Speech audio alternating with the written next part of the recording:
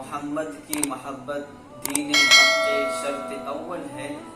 اسی میں ہے اگر خامی تو سب کچھ نامکمل ہے۔ عزیزان ملت اسلامیہ، حضور نبی اکرم صلی اللہ علیہ وسلم کا نام آتے ہی جسم کے تمام اعضاء ادب کا لحاظ رکھتا ہے، اور حضور صلی اللہ علیہ وسلم کی محبت ہی ایمان کی نشانی ہے۔ میرے آقا صلی اللہ علیہ وسلم کے پیارے دیوانوں، ایمان باللہ کے بعد ترقی کی ہر بلندی حضور صلی اللہ علیہ وسلم کے صدقے ہیں۔ ایک انسان کو ترقی ملی ہے تو رسول اللہ صلی اللہ علیہ وسلم کے صدقے ملی ہے۔ اس کائنات کی ہر چیز اگر آپ دیکھیں تو دن کی روشنی، رات کا اندھیرا، سورج کی شعاعیں، پھولوں کی مہک، گلوں کی وہ چمچہانی ہوئی باغات، یہ سب حضور صلی اللہ علیہ وسلم کے مرہون ملت ہی ملی ہے۔ میرے آقا صلی اللہ علیہ وسلم کے پیارے دیوانوں، آقا دو جہاں صلی اللہ علیہ وسلم اس دنیا میں تشریف لائے، اس سے پہلے دنیا کا کیا حالت تھا، کیا چیز دنیا میں پائی جاتی تھی؟ میرے آقا صلی اللہ علیہ وسلم کے پیارے دیوانوں، ایک والدین کے حقوق کو لوگ پامال کیا کرتے تھے، شوہر بیوی کے حقوق سے لوگ ناواقف تھے، یہاں تک کہ اپنی بچیوں کو بھی زندہ درگور کر دیا کرتے تھے۔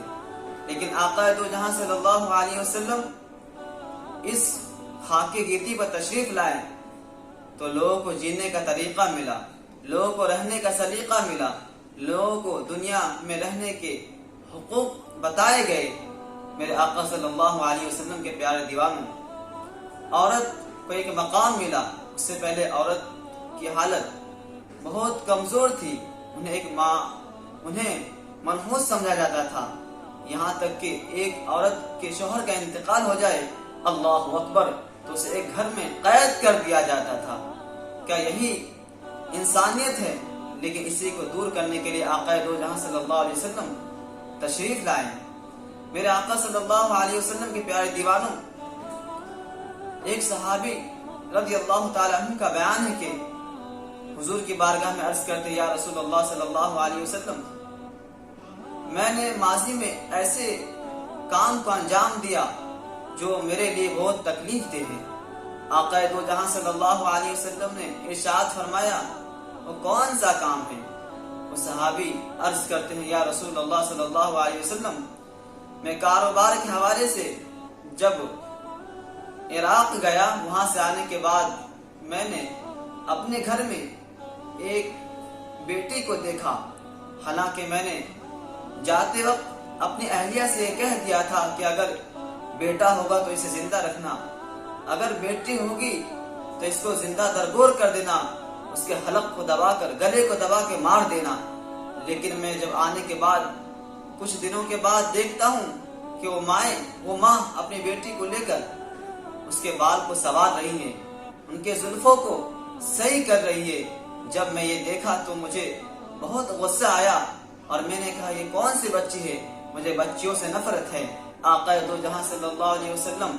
جب اس صحابی کے اس بیان کو سنتے ہیں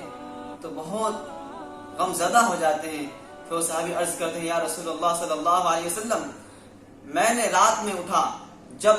تمام لوگ سو گئے، وہ بچی اپنی ماں کے ساتھ سو جاتی ہے، میں جاتا ہوں اس بچی کے ہاتھ کو پکڑ کے کھینچتا ہوں اور لے جانے کے بعد کیا کرتا ہوں، ایک وادی میں لے جاتا ہوں، زمین کھودتا ہوں، وہ بچی ماں ماں چلاتی ہے، یہاں تک کہ وہ کبھی باپ بھی کہتی ہے۔ میرے آقا صلی اللہ علیہ وسلم کے پیارے دیوانوں،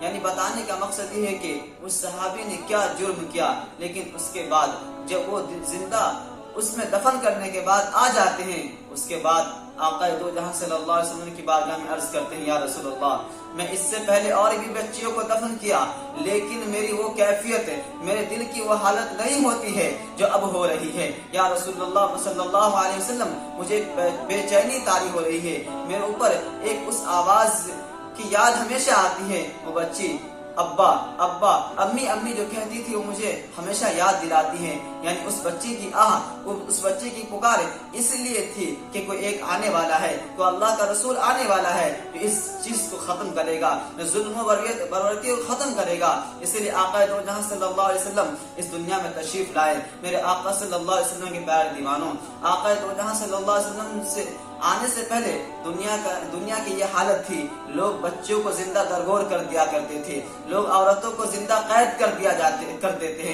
دیتے تھے، یہاں تک کہ وہ عورتیں مر جایا کرتی تھی میرے آقا کے پیارے دیوانوں۔ لیکن رسول اعظم صلی اللہ علیہ وسلم اس دنیا میں تشریف لائے تو لوگوں کو جینے کا طریقہ ملا، سلیقہ ملا، انسانیت کے حقوق ادا کیے گئے میرے آقا کے پیارے دیوانوں۔ آقا دو جہاں صلی اللہ علیہ وسلم نے ارشاد فرمایا، جو چھوٹوں پہ شفقت اور بڑوں کی تعظیم نہ کرے وہ ہم میں سے نہیں ہے۔ میرے آقا صلی اللہ علیہ وسلم کے پیارے دیوانوں، بتانے کا مقصد یہ ہے کہ اگر انسان کو آج بلندی حاصل ہے، مرتبہ حاصل ہے، کوئی بھی مراتب حاصل ہے تو یقیناً یہ رسول اللہ صلی اللہ علیہ وسلم کی مرہون منت ہیں۔ اگر آقا دو جہاں صلی اللہ علیہ وسلم نہ آتے تو یہ کائنات نہ بنائی جاتی، اگر رسول اللہ صلی اللہ علیہ وسلم اس دنیا میں تشریف نہ لاتے تو اس دنیا کو نہیں وجود میں لایا جاتا، یہاں کی رعنائیاں، یہاں کی خوشنودی کوئی چیز پیدا نہیں کی جاتی، لیکن بس مقصد ایک ہی تھا آقا دو جہاں صلی اللہ علیہ وسلم کو اس دنیا میں بھیجنے کا۔ لیکن آج ہی حضور صلی اللہ علیہ وسلم کے اوپر ایک سے ایک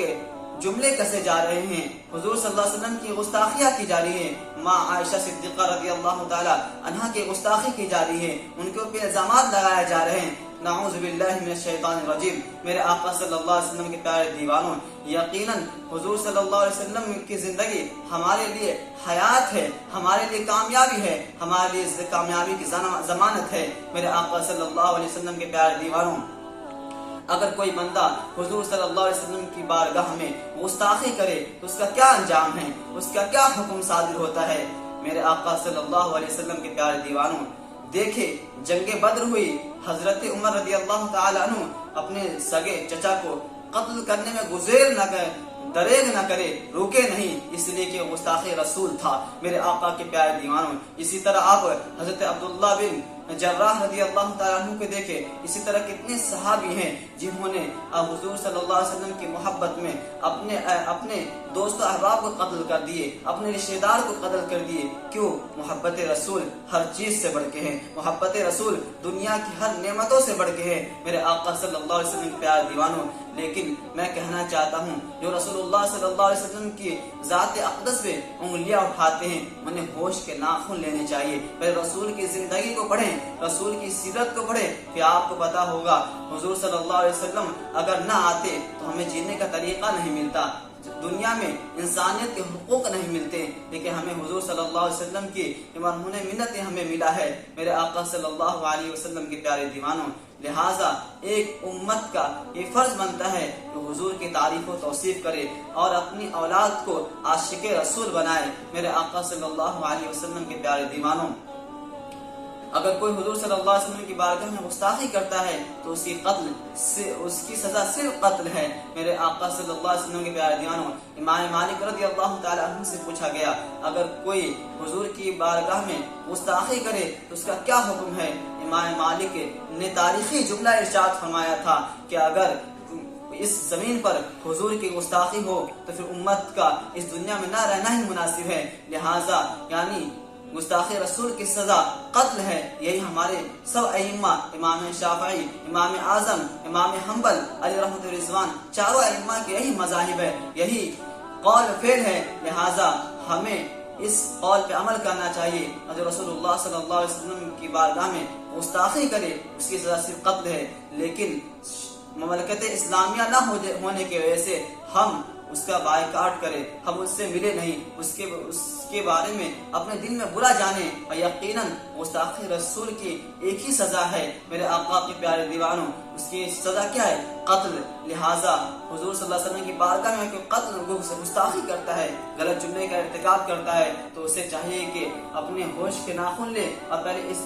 ابان اسلام کی تاریخ کو پڑھے، آپ کی سیرت کو پڑھے، یقیناً اس کے دل میں بھی حضور کی محبت جلوہ گر ہوگی، حضور صلی اللہ علیہ وسلم کے اخلاق کریمہ اسے سمجھ میں آئے گا. ایسے لوگوں کو ہوش کے ناخن لینے چاہیے. محبت رسول کو پہلے پڑھے پھر کچھ آگے بولے. میرے آقا صلی اللہ علیہ وسلم کے پیارے دیوانوں، لہٰذا ہمیں بھی حضور صلی اللہ علیہ وسلم سے سچی محبت کرنی چاہیے اور حضور صلی اللہ علیہ وسلم کی بارگاہ میں ہمیشہ کثرت سے درود شریف پڑھنا چاہیے. وما علینا الا البلاغ. السلام علیکم ورحمۃ اللہ.